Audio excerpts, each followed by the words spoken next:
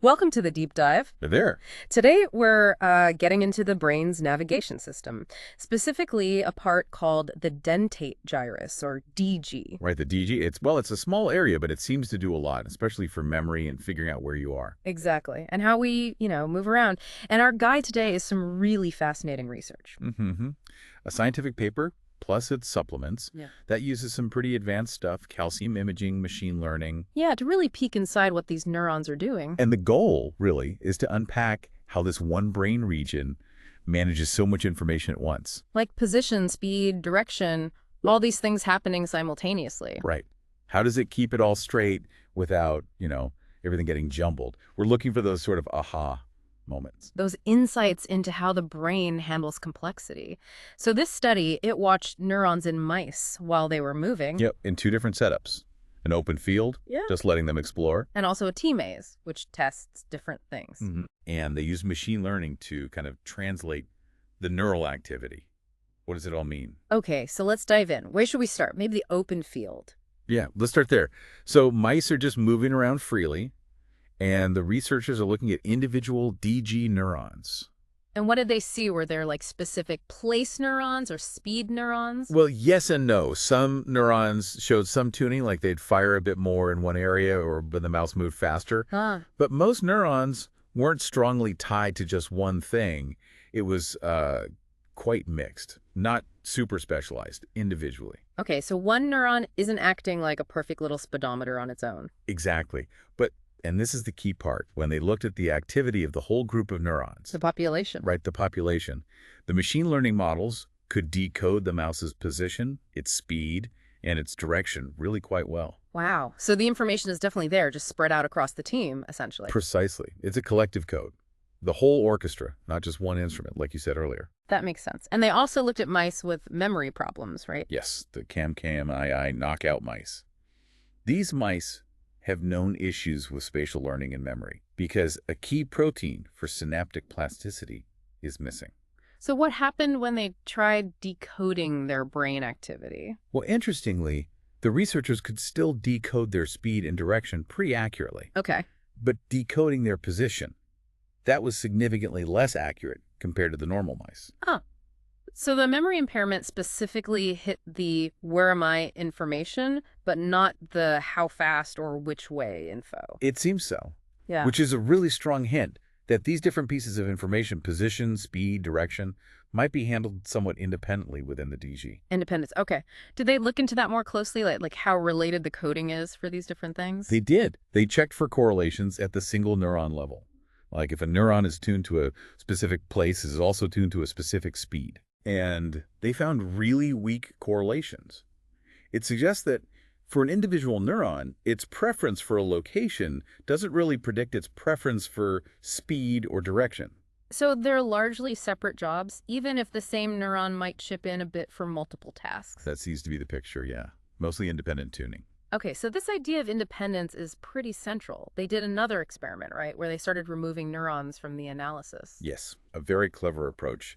They systematically removed neurons based on how much information they carried about, say, position. The position experts, so to speak. Kind of, yeah. And when they removed those high information neurons for position. Let me guess. The ability to decode position dropped significantly. Exactly. Much more than removing random neurons. And the same thing happened for speed. Remove the speed experts. And speed decoding suffers disproportionately. Okay, so there are key players for position and speed. What about direction? Interestingly, that was different. Removing the neurons that seemed most tuned to direction didn't have such a dramatic specific effect. Meaning direction information is maybe more spread out, less reliant on specific expert neurons. That's what it suggests. More diffusely encoded across the population, perhaps. So we have overlapping populations of neurons coding these things, but the critical neurons for position and speed seem somewhat distinct from each other, and direction is maybe handled differently again. That's a good summary. Overlapping, but largely independent in terms of which neurons are most informative. It's like different specialists within the same team. Yeah, something like that. And another finding related to this was about redundancy. Redundancy, you mean having more neurons than strictly needed? Sort of. They found they could still get pretty good decoding accuracy for position and speed, even when they used only a portion of the recorded neurons. So you don't need the whole population firing perfectly to get the message? Right. It suggests there's a built-in buffer, a redundancy, Hmm. which could be really important. Why? What's the benefit of that? Well, it makes the system robust. If some neurons are lost or just not firing, the whole code doesn't break down. Ah, a safety net. Exactly.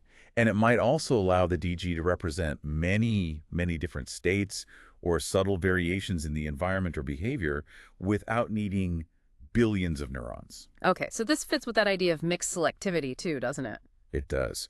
Mixed selectivity is where individual neurons respond to combinations of features, maybe a bit of position, a bit of speed. So one neuron can participate in coding multiple things. Right. And this study strongly suggests that within the DG, these different coding dimensions, position, speed, direction, are distributed in a way that's largely independent. It's an efficient way to pack a lot of information processing into one area. Very efficient. Okay, that covers the open field exploration pretty well. What about the T-maze? That was testing something slightly different, right? Working memory. Yes. The T-maze was designed to see if the DG also encodes information relevant to choices and sort of immediate future plans. How did that work? The mice sometimes had to go down a specific arm, forced choice, and sometimes they could choose left or right freely. This lets you look at neural activity related to their current location, left versus right side of the maze stem, and their future choice, which way they're about to turn. And could they decode that from the DG activity, current and future location? In the normal mice, yes.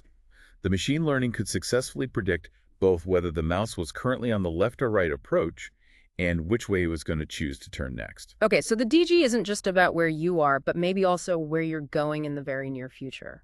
It certainly seems involved in representing that choice or intention, yeah, which is key for working memory holding information online to guide upcoming actions. But then what about the knockout mice? The ones with memory impairments? This is where it gets really telling, I think. For those mice, the researchers could still decode their current location pretty well. Okay.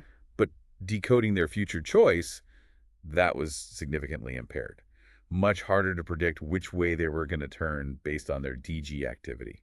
Wow. So again, it's a specific type of information that's affected by this genetic change. The future-oriented, choice-related signal is weaker. Exactly.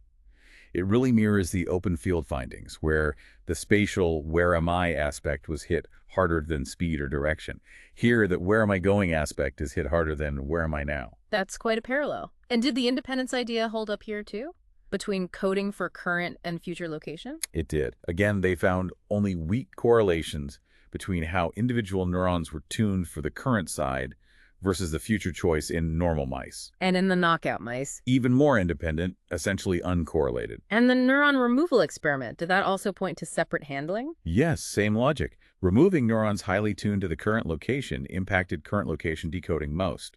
Removing neurons tuned to the future choice impacted future choice decoding most. So it really reinforces this theme of independent, though overlapping, neural populations handling distinct aspects of the task. Absolutely. It seems to be a core principle of how the DG is operating in these navigational contexts. Okay, so let's try and wrap this up. If we pull back and look at the big picture from this research, what are the main takeaways about the dentate gyrus? I think the biggest one is this idea of independent encoding.